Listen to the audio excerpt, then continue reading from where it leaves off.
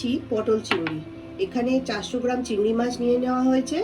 এবার এর মধ্যে আমি আন্দাজ মতো নুন আর অল্প করে হলুদ দিয়ে ভালো করে চিংড়ি মাছটা মেখে নেব।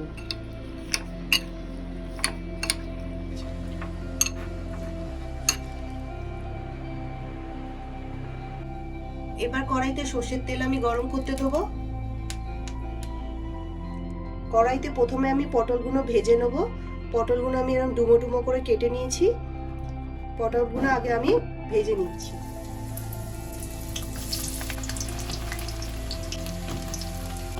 এর মধ্যে অল্প করে নুন দিয়ে দিচ্ছি, অল্প করে হলুদ দিয়ে পটলটাকে আগে আমি ভেজে নেব।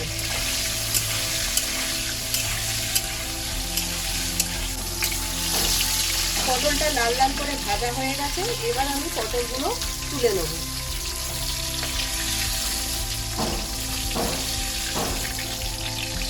এবার আমি এই তেলের মধ্যে আলুগুলো আমি দিয়ে দেবো। আলুগুলো আমি ডুমো ডুমো করে কেটে নিয়েছি।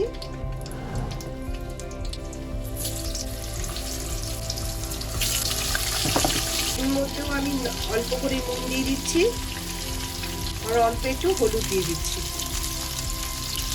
এবার আলুগুলোকেও আমি লাল লাল করে ভেজে নেব।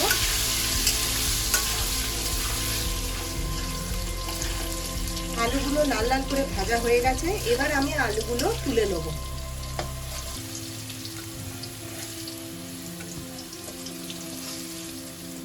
এবার আমি এই তেলের মধ্যেই চিংড়ি মাছগুলো আমি ভেজে নেব।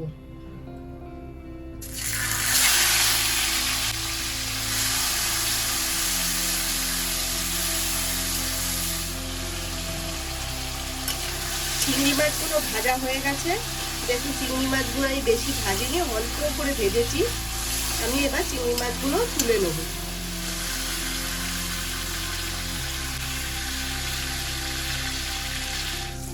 এবার আমি এখানে হাফ চামচ গোটা জিরে ফোড়নে দিচ্ছি আর দিচ্ছি দুটো তেজপাতা।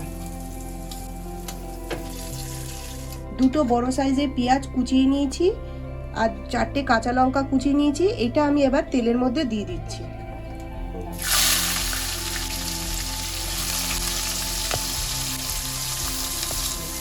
পেঁয়াজ আর কাঁচা লঙ্কাগুলোকে এবার হালকা লাল লাল করে আমি ভেজে নেব। পেঁয়াজগুলো হালকা লাল লাল করে ভাজা হয়ে গেছে। এবার আমি এর মধ্যে 1.5 চামচ মতো আদা রসুন বাটা দেবো। কিছুক্ষণ আদা রসুনটা আমি কষিয়ে নেব।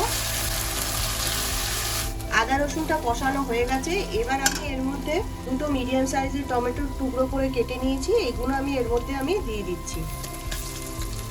এবার এর মধ্যে দিচ্ছি আন্দাজ মতো নুন,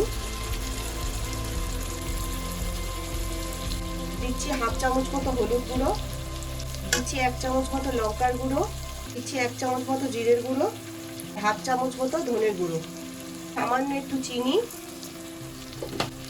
অল্প একটু জল দিয়ে এবার মশলাটাকে আমি ভালো করে কষিয়ে নেব।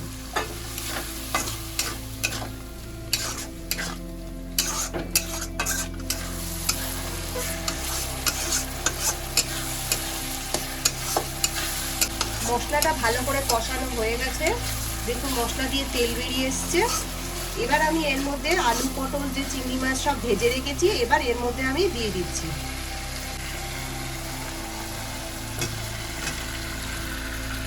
এবার আলু পটল চিংড়ি মাছগুলো আবার কিছুক্ষণের জন্য কষিয়ে নেব।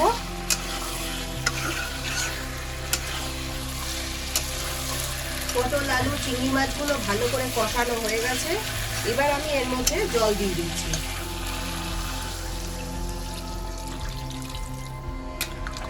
এবার আমি ঝোলটাকে কিছুক্ষণের জন্য ফুটতে দেবো।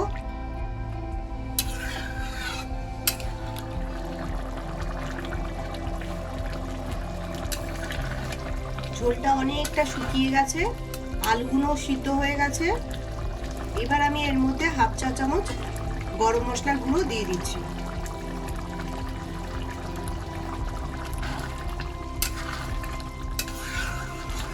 এবার আমি ওপর দিয়ে ধনেপাতা কুচি দিয়ে দিচ্ছি।